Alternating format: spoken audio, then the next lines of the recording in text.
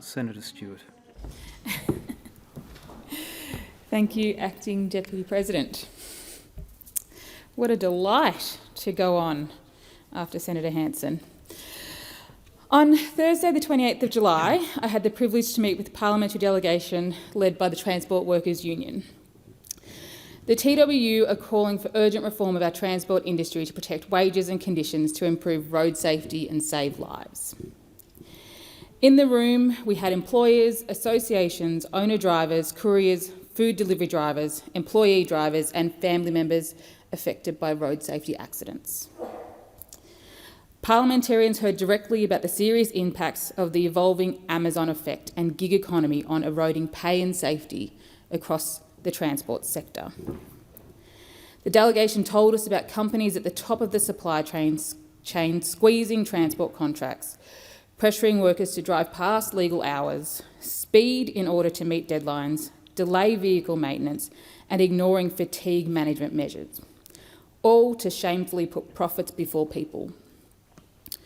Workers also told us about being exploited by unregulated gig mega companies such as Amazon, who undercut traditional transport operators from the bottom.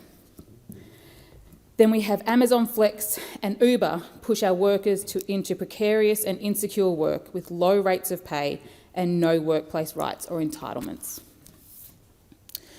And just as I indicated in my first speech, it is sadly too common for our migrant workers and communities who undertake the heaviest work for the lowest pay.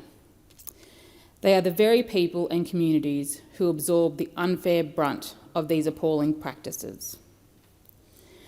But along with the stories of the wage rip-offs and workplace exploitation, we heard about the devastating impact this exploitation has on real lives.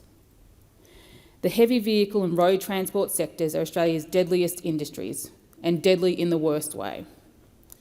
With an average of 180 deaths per year and many more hospitalisations associated with heavy vehicles, these workplace injuries, traumas and deaths have immense social and economic impacts on drivers, their families, businesses and the broader community.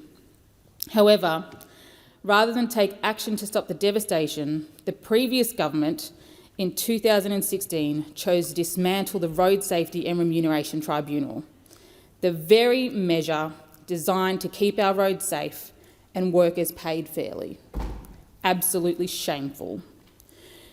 Since this unforgivable decision by the Liberals, there have been over 1,000 associated truck crash deaths on our roads, with 250 of these deaths being truck drivers.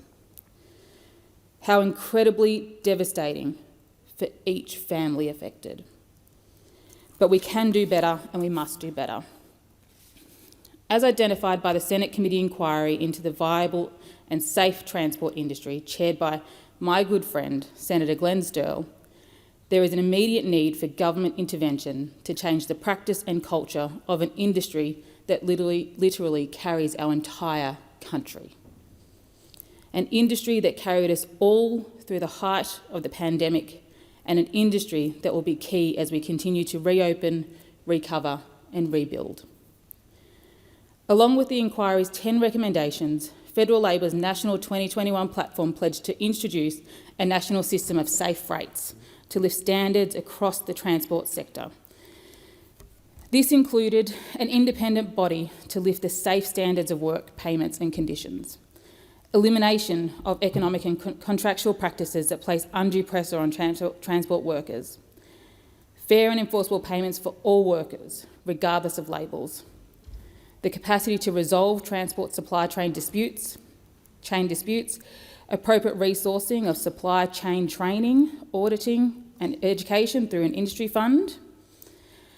And I would like to thank all of the representatives who attended Parliament to tell their personal stories, who took time off work, unpaid, to come up here and advocate for the rights of workers like them who aren't even getting the minimum wage, who can't go to work and expect to be able to come home safely like almost every other worker in this country.